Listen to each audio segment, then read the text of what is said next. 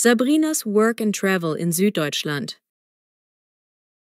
Sabrina ist 24 Jahre alt und wohnt in Kiel. Sie träumt von einem Work and Travel in Süddeutschland, um dort verschiedene Jobs und Regionen kennenzulernen. Nach langem Überlegen beschließt sie: Jetzt oder nie.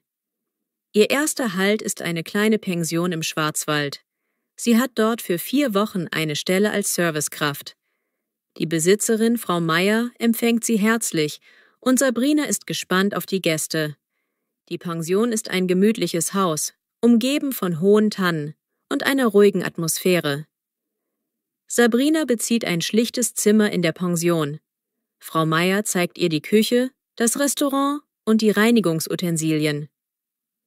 Jeden Morgen beginnen wir um 7 Uhr mit dem Frühstücksbuffet, erklärt sie.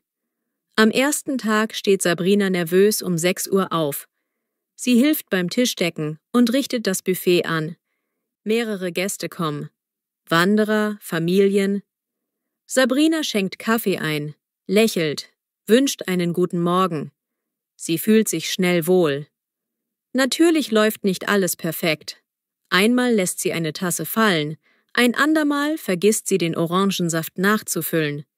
Frau Meier bleibt gelassen. Das wird schon. Übung macht den Meister. Nachmittags hat Sabrina oft frei. Sie wandert auf einen nahegelegenen Berg, genießt die Aussicht und die frische Luft. Sie staunt über die dichten Tannenwälder des Schwarzwalds. In ihrem Notizbuch schreibt sie, wie ruhig und schön es hier ist. In der Pension sind auch 2 andere Aushilfen, Lisa und Florian. Beide sind in Sabrinas Alter. Nach Feierabend setzen sie sich zusammen, reden über ihre Erfahrungen und planen kleine Ausflüge. Eines Tages lernt Sabrina, wie man Schwarzwälder Kirschtorte backt. Frau Meier zeigt ihr Schritt für Schritt das Rezept. Schokoboden, Kirschen, Sahne, Kirschwasser. Sabrina probiert und ist begeistert vom Geschmack. An einem freien Tag fahren Sabrina und Lisa zu einem See in der Nähe. Sie leihen ein Ruderboot und gleiten übers Wasser. Die Sonne scheint, das Ufer ist grün. Sabrina fühlt sich, als wäre sie in einem Postkartenmotiv. Florian schlägt eine Halbtagswanderung vor. Der Bergpfad ist nicht so schwer, dafür hast du oben eine fantastische Sicht. Sie starten früh, steigen über Wurzeln und Steine. Oben angekommen sehen sie ein weites Tal. Sabrina macht viele Fotos. Im Nachbarort findet ein kleines Dorffest statt. Sabrina geht mit Lisa und Florian hin. Es gibt Blasmusik, bunte Stände, traditionelle Trachten. Sie probieren regionale Spezialitäten, Bratwurst, Schupfnudeln, Bier. Abends sitzen sie am Lagerfeuer und sprechen über ihre Pläne. Lisa möchte später Medizin studieren. Florian träumt von einer Weltreise. Sabrina sagt, ich möchte noch mehr Orte in Süddeutschland entdecken. Nach 4 Wochen merkt Sabrina, dass ihre Zeit in der Pension fast vorbei ist. Frau Meier ist traurig, sie gehen zu lassen, denn Sabrina hat sich gut eingearbeitet. Aber Sabrina braucht eine neue Herausforderung. Sabrina bedankt sich, packt ihre Sachen und fährt mit dem Zug zum Bodensee. Dort hat sie schon etwas organisiert, eine Arbeit in einem kleinen Weingut. Sie freut sich auf den Ortswechsel. Das Weingut liegt malerisch am See. Die Besitzer, Familie Keller, begrüßen sie. Sie erklären ihr, dass sie vor allem bei der Traubenlese helfen soll und manchmal im Verkaufsraum. Sabrina staunt über die Reben und den Blick aufs Wasser. Sie bekommt ein Zimmer im Gästehaus der Familie. Durch das Fenster sieht sie den Bodensee glitzern. Sie fühlt sich wie im Urlaub, muss aber bald merken, dass Weinbau harte Arbeit ist. Frühmorgens geht's raus in den Weinberg. Sie hilft, Unkraut zu entfernen, Reben zu kontrollieren. Später in der Saison werden Trauben gelesen. Die Sonne brennt, ihr Rücken schmerzt, aber sie spürt eine besondere Zufriedenheit. Nachmittags steht sie manchmal im Verkaufsraum und berät Touristen, welche Weinsorten es gibt. Sabrina kennt sich schnell aus. Weißwein, Rotwein, fruchtige oder trockene Varianten. Einige Kunden sind sehr interessiert. An einem freien Tag fährt sie mit dem Bus nach Konstanz, einer schönen Stadt am Bodensee. Sie bummelt durch die Gassen, isst ein Eis und schaut über das Hafenbecken. Wieder genießt sie diese Reiseerfahrung.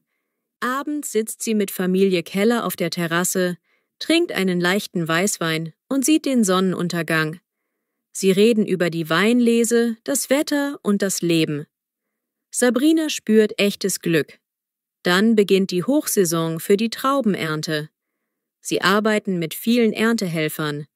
Ab 6 Uhr geht es los. Korb für Korb wird gefüllt. Sabrina hat Blasen an den Händen, aber auch Spaß in der Gruppe. Nach einem erfolgreichen Tag machen sie einen kleinen Ausflug mit dem Boot auf dem Bodensee. Alle springen ins kühle Wasser.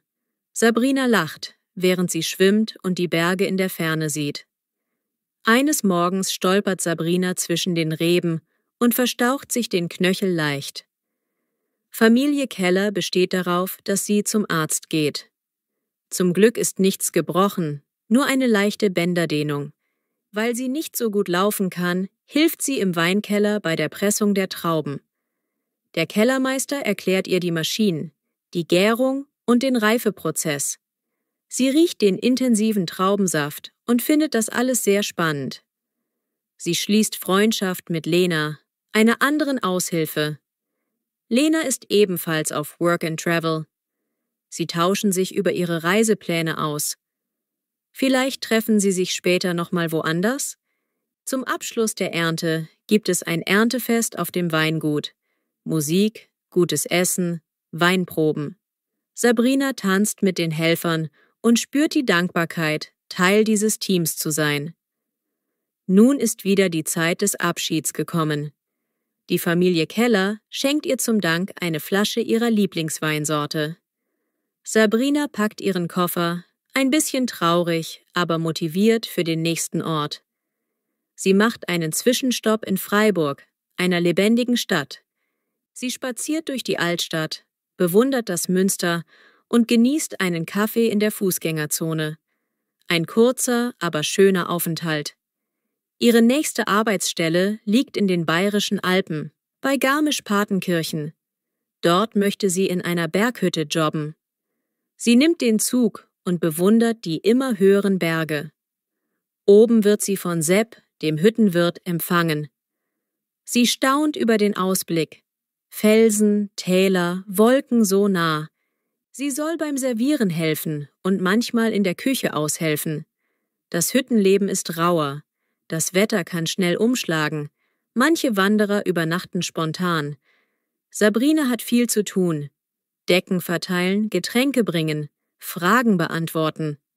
In ihrer Freizeit wandert sie ein Stück, um die Gegend zu erkunden. Dabei fühlt sie sich extrem frei, aber auch vorsichtig. Die Pfade sind steil. Sie merkt, dass sie sich in die Bergwelt verliebt. Auf der Hütte trifft sie Wanderer und Touristen aus vielen Ländern. Sie spricht mal Englisch, mal gebrochenes Spanisch und freut sich über jeden kulturellen Austausch. Eines Abends zieht ein starkes Gewitter auf. Donner grollt, Regen prasselt, Blitze zucken. Einige Wanderer kommen klitschnass an, suchen Schutz. Sabrina bringt ihnen warme Getränke und versucht, sie zu beruhigen. In solchen Momenten spürt sie den Zusammenhalt in der Hütte.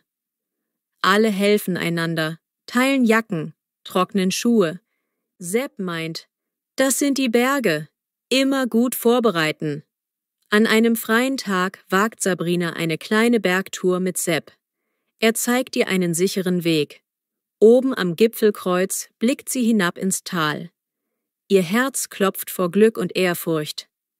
Langsam naht das Ende ihrer Work-and-Travel-Zeit. Sabrina ist stolz auf alles, was sie erlebt hat. Sie sitzt abends mit Sepp und anderen Kollegen zusammen, erzählt von ihren Stationen, vom Schwarzwald bis zum Bodensee. Zum Abschied organisiert Sepp eine kleine Feier. Es gibt Kaspressknödel, Kaiserschmarrn und Musik. Alle lachen, tanzen, erzählen Berggeschichten. Sabrina weiß, diese Erinnerungen bleiben.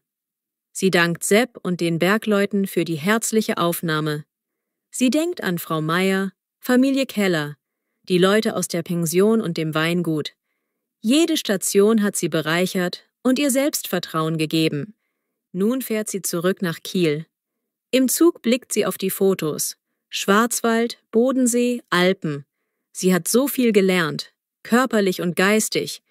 Sie plant schon das nächste Abenteuer. Vielleicht Work and Travel im Ausland? Doch eins ist sicher: Süddeutschland hat sie verzaubert.